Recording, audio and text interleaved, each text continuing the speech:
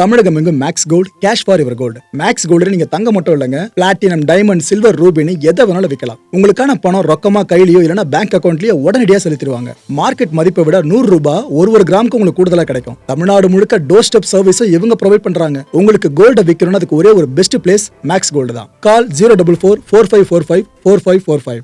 வணக்கம். Big topic with Karthik Mayakumar. Cinema படங்களை பார்ப்பீங்களா? மக்களுக்காக பேசுறேன்னு ஒரு ஹீரோ ஒருத்தர் வருவாப்புல. அவரை நாமளும் படம் பார்க்குறப்ப ஹீரோ தான் நினச்சின்னு பார்ப்போம், பிகாஸ் மக்களுக்காக பேசுகிறாரு.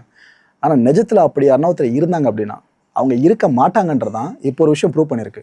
பீகாரில் மக்களுக்காக குரல் கொடுத்த ஒருத்தரை போலி என்கவுண்டர் பண்ணியிருக்கிறதா ஒரு மிகப்பெரிய விஷயம் இந்தியா முழுக்க பரபரப்பை ஏற்படுத்தியிருக்கு. இதை பற்றி தான் முழுக்க பார்க்க போகிற நிகழ்ச்சிக்குள்ள போகலாம்.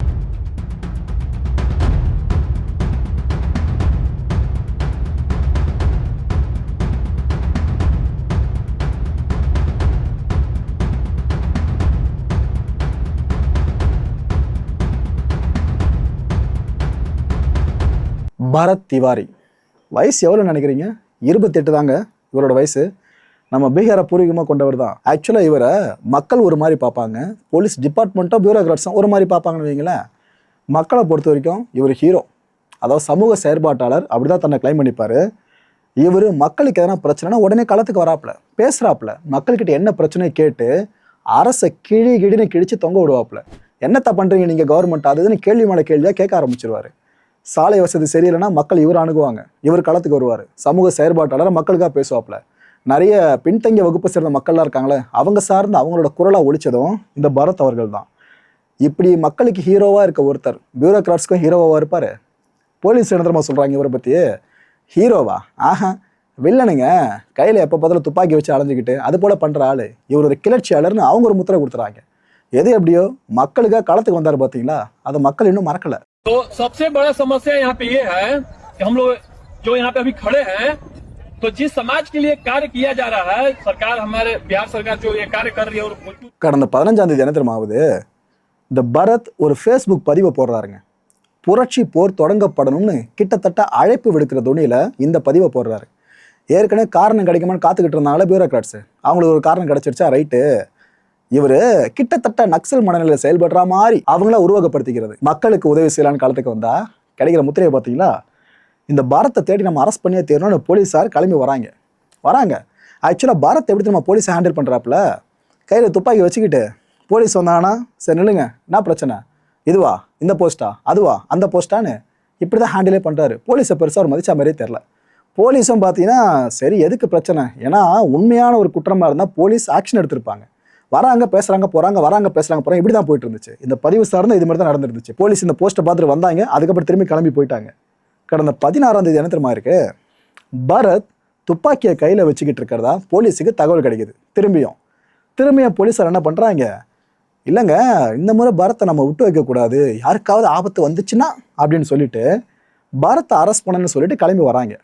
இதுக்கு நடுவில் பரத் என்ன தெரியுமா பண்ணிட்டாரு, பார்த்தீங்களா இந்த அரசு வேலையை காட்ட ஆரம்பிச்சிருச்சு. நான் மக்களுக்காக பேசுறது அரசுக்கு பிடிக்கல, நிறைய என்னை பற்றி பொய்யா வெளியே தகவலை பரப்பி என்ன குறி வச்சிருக்காங்க, போலி என்கவுண்டர் பண்ணுறதுக்கு திட்டம் போட்டிருக்காங்கன்னு அவரு லைவ்ல சோஷியல் மீடியாவில் வீடியோ போட ஆரம்பிச்சிட்டாரு.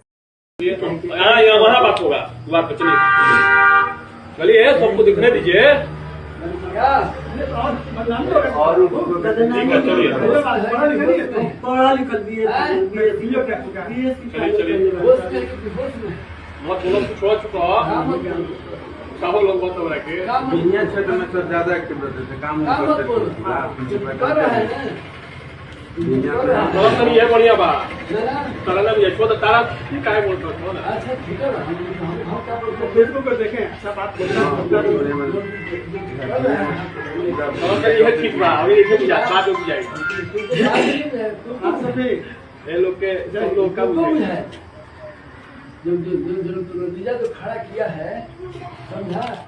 ஏதோ சினிமா படத்தில் பார்க்குற சீன் மாதிரி இருக்குல்ல இந்த ஃப்ரேமை பார்க்குறப்ப.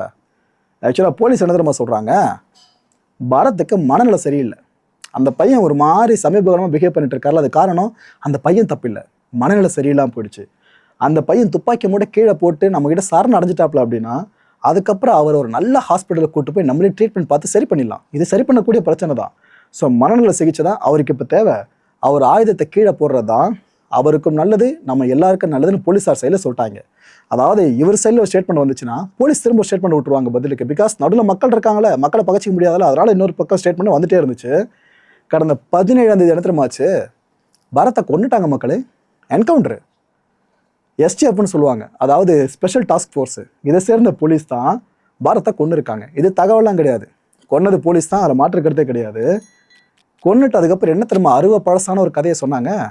நீங்களே யோசிச்சிருப்பீங்களே, இது போல் போலீஸார் ஒருத்தரை கொண்டாங்கன்னா என்கவுண்டரில் அது எப்படி ஜஸ்டிஃபை பண்ணுவாங்க. ஏன்னா போலீஸ் சார்பில் உயிர் போயிருக்காது, காயம் மட்டும் லைட்டாக இருக்குன்னா பட்டிருக்கும். அதை வச்சு எந்த ஜஸ்டிஃபை பண்ணுவாங்கன்னு தெரியல. அதே கதை தான் இங்கேயும். என்ன தெரியுமா சொல்லுது டிபார்ட்மெண்ட்டு, பரத்தை துப்பாக்கியோடு பார்த்ததா சில பேர் சொன்னாங்க. நாங்கள் உடனே விஷயம் தெரிஞ்சு சம்பவ இடத்துக்கு கிளம்பி போனோம். போனது பரத்தை நாங்கள் பார்த்துட்டோம், துப்பாக்கியை கீழே போடு அப்படின்னு சொன்னோம். ஆனால் அவர் போடலை. இதுக்கப்புறம் எங்களை பார்த்து சுட ஆரம்பிச்சிட்டாரு. இதுக்கப்புறம் நாங்கள் என்ன பண்ண முடியும்? தற்காப்பு கருதி அப்போ கூட பரத்தோட காலில் தாங்க சுட்டோம்.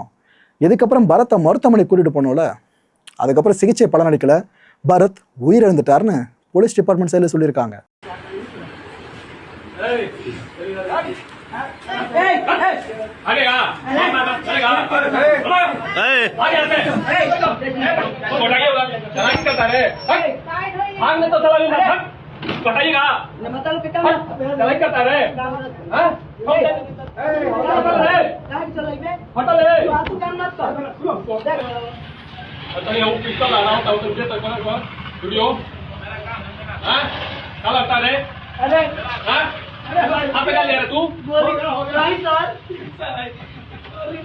आतंकवादी साला जहाँ दिखाना है तो नहीं करेगा, डर के भाग जाता है साला, लहरा रहा है इससे करे गोली न चलेगी,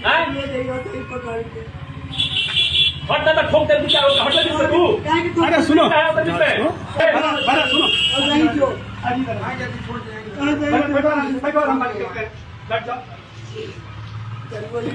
जहाँ बोल रहा है हमारा तो निकलवे नहीं करेगा साला, पैसा लेके घुस लेके साला बोलिए नहीं निकलेगा, पिस्टल दिखाता है साला। जाना हिम्मत है तो जाके बदमाश के क्रिमिनल के पकड़ो ना, अरे क्षमता मार देगा, ठोक देगा वहीं पे. இது என்ன தெரியுமா கொடுமை? இந்த என்கவுண்டர் நடக்கிறப்ப மக்கள் பார்த்துருக்காங்க போல இருக்கு. அந்த பகுதி மக்கள்லாம் அவங்க ஆவேசமாயிட்டாங்க. அந்த மக்கள் என்ன தெரியுமா கொதிச்சு எழுந்து இப்போ சொல்கிறாங்க, பீகார் மக்கள், நாங்கள் நேரில் பார்த்தவங்க, போலீஸோடது பச்சை பொய்ன்றாங்க அவங்க. அந்த மக்கள்லாம் துப்பாக்கியை கீழே போட சொன்னது உண்மைதான், நாங்கள் மறுக்கலை. ஆனால் பரத் உடனடியே துப்பாக்கியை கீழே போட்டாப்புல. ஆனால் கீழே போட்டதும் அப்போ கூட போலீஸார் அவரை விட்டு வைக்கல, அவர் அப்படியே வேற இடத்துக்கு கூட்டிகிட்டு போனாங்க. பரத்தை கூட்டிகிட்டு போயிட்டு பல முறை துப்பாக்கியெல்லாம் சுட்டாங்க.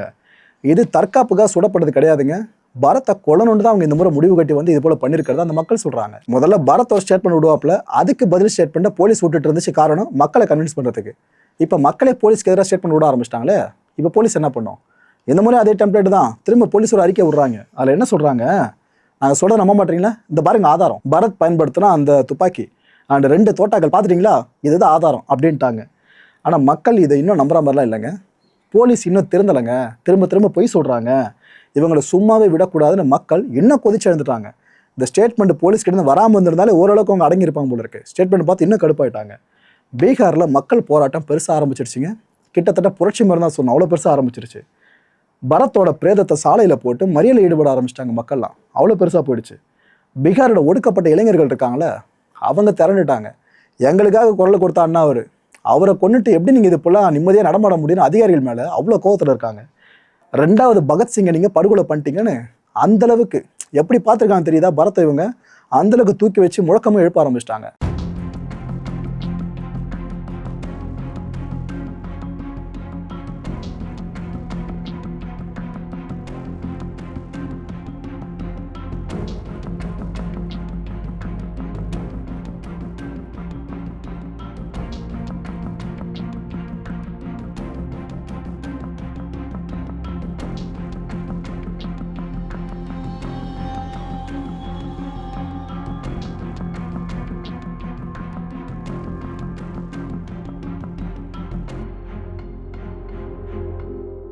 எப்பவுமே அமைதியாக ஆரம்பிக்கிற போராட்டம் அமைதியாகவே முடிஞ்சிடும்னு சொல்ல முடியாதுல்ல.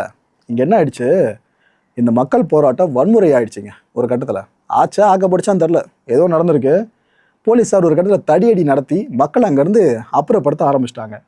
இதுக்கப்புறம் பரத்தோட அப்பா, அப்புறம் பரத்தோட தம்பி, இந்த 2 பேர் மேலே எஃப்ஐஆர் போட்டிருக்காங்க. இதான் கொடுமை. என்னென்ன பிரிவுகள் தெரியுமா? ஆயுதம் வச்சிருக்கிறதா ஒரு கேஸு, அப்புறம் அரசு அதிகாரிகளை பணி செய்ய விடாமை, கடமை செய்ய விடாமை சார்ந்து அது ஒரு கேஸ். ஆமாம், இன்னும் 64 பேர் மேலே வழக்கு வர பதிவு பண்ணியிருக்காங்க. இந்த போராட்டத்தில் கலந்துக்கிட்டாங்களா வன்முறையாளர்கள்னு சொல்லிட்டு 64 பேர் மேலே. பரத்தோட அம்மா இப்போ என்ன தெரியுமா சொல்கிறாங்க? என் பையன் சரணடைஞ்சிட்டாங்க போலீஸ்கிட்ட, அதுக்கப்புறமா சாகடிச்சிருக்காங்கன்னு இது எப்படி நியாயப்படுத்த முடியும்? என் பையனை சூழ்ச்சி பண்ணி கொண்டு இருக்காங்க இந்த பியூரோக்ராட்ஸ்லாம். அந்த கொலகார அதிகாரிகளை சும்மாவே விடக்கூடாதுங்க, அவங்க மேலே கொலை வழக்கு பதிவு பண்ணி ஆக்ஷன் எடுத்து தீரணும்னு அந்த அம்மா கண்ணீரம் கம்பளியமாக பேசிக்கிட்டு இருக்காங்க. இன்னொரு பக்கம் டெல்லி வரைக்கும் போராட்டம் பரவ ஆரம்பிச்சிருச்சு. இப்படியே விட்டால் எல்லா மாநிலங்கள்லையும் இந்த விஷயம் பெருசாயிரும்னு கவர்மெண்ட் நல்லாவே தெரிஞ்சிருச்சு. பீகார் அரசு இப்போ என்ன தெரியுமா பண்ணிட்டாங்க? 4 போலீஸ் ஆஃபீஸர்ஸை சஸ்பெண்ட் பண்ணிட்டாங்க இந்த இஷ்யூவில். பாஜக தலைவர்கள் இருக்காங்களே, அவங்களே இந்த என்கவுண்டருக்கு எதிர்ப்பாக தான் இருக்காங்க. இதுதான் இங்கே பெரிய ட்விஸ்ட்டு.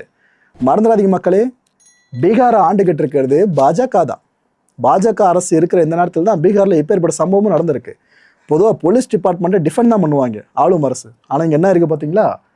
இதில் பீகாரோட சிஎம் இருக்கார்ல சாம்ராஜ் சௌத்ரி, அவர் ஒரு படி மேலேயே போயிட்டார். என்ன தெரியுமா பண்ணிட்டாரு? ஸோ ஓய்வு பெற்ற ஹைகோர்ட் நீதிபதி தலைமையில் இனிமேல் விசாரணை ஆரம்பிக்கப்பட போகுது. போலீஸ் தலைமை ஏதாவது ஸ்டேட்மெண்ட் பெருசாக விட்டுருக்கணும்ல, ஆனால் இங்கே விட முடியல அவரால். என்ன பிரச்சனை உங்களுக்கே தெரிஞ்சிருக்கும். சிஎம்ஏ அகேன்ஸ்டாக திரும்பிட்டாப்ல. இது ஃபேக் என்கவுண்டர்ன்ற மாதிரி டவுட் அவங்களுக்குள்ளே வர ஆரம்பிச்சிச்சு. ஆளும் தரப்புக்குள்ளேயே பாஜக தலைவர்கள் இதை பற்றி பேச ஆரம்பிச்சிட்டாங்களா? இப்போ போலீஸ் தலைமை மட்டும் என்ன வாய் திறந்து பேசிட முடியும்? விசாரணை குழுவோட முக்கியமான டார்கெட்ஸ் என்ன தெரியுமா? முக்கியமான கேள்விகளுக்கான பதில் அவங்க தேடி போகிறது. சமூக வலைதளங்களில் பரத் என்னென்ன வீடியோக்களை பகிர்ந்துருக்காங்க, போலீஸ் சைடில் சொல்கிற மாதிரி கிளர்ச்சியாளராக அவர் இந்த சந்தேகத்தை முதல்ல கிளாரிஃபை பண்ணிப்பாங்க. இதுக்கப்புறம் பொதுமக்கள் நேரில் பார்த்ததா சொன்னாங்க பார்த்தீங்களா, இந்த என்கவுண்டர் சார்ந்து இந்த சாட்சியங்களை கூப்பிட்டு இன்னும் தெளிவாக விசாரிப்பாங்க. அது ஆப்வியஸாக போலீஸ்க்கு எதிராக இருக்க போகுது.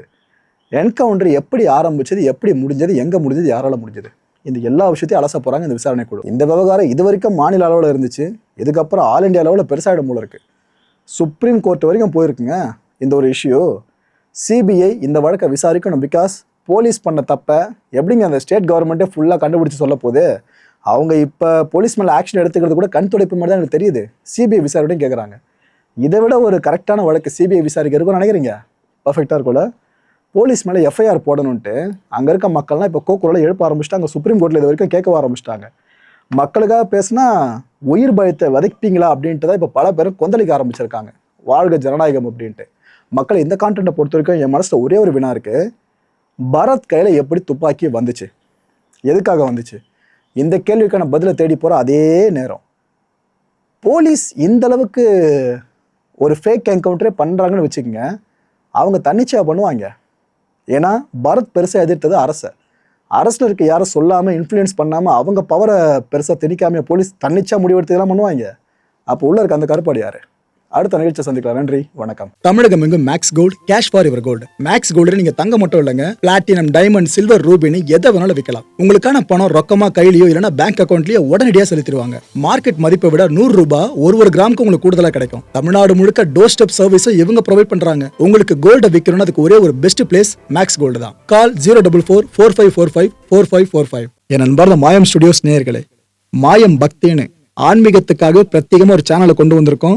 மறக்காம சப்ஸ்கிரைப் பண்ணி அந்த சேனலுக்கு உங்களோட ஆதரவை மனப்பூர்வமா தெரிவிங்க. வணக்கம் மாயம் ஸ்டுடியோஸ் நண்பர்களே. மாயம் ட்ரெண்ட்ஸ் அப்படின்ற ஒரு புதிய ஃபேஸ்புக் பேஜை ஓப்பன் பண்ணியிருக்கோம். நீங்கள் யூடியூப்ல பார்த்துட்டு இருக்கீங்களா நம்மளோட கான்டென்ட்ஸ்லாம். இதெல்லாம் விட ஒரு படி மேலே ரொம்ப கிறிஸ்பாகவும் ரொம்ப சூப்பராகவும் நிறைய கான்டென்ட்ஸ் உங்களுக்கு இந்த பேஜில் காத்துட்டு இருக்குங்க. ஸோ உடனடியாக ஃபேஸ்புக் பிளாட்ஃபார்ம் போங்க, மாயம் ட்ரெண்ட்ஸ்னு டைப் பண்ணி சர்ச் பண்ணி நம்ம பேஜை ஃபாலோ பண்ணுங்க. அப்படியே நம்ம சேனலையும் நீங்கள் சப்ஸ்கிரைப் பண்ணிட்டீங்க அப்படின்னா இன்னும் நிறைய புது புது கான்டென்ட்ஸை உங்களுக்காக ப்ரொடியூஸ் பண்ணி கொடுத்துக்கிட்டே இருப்பாங்க. நீங்கள் பண்ணுற ஒவ்வொரு சப்ஸ்கிரிப்ஷனும் எங்களுக்கு பெரிய மோட்டிவேஷனாக அமையும்.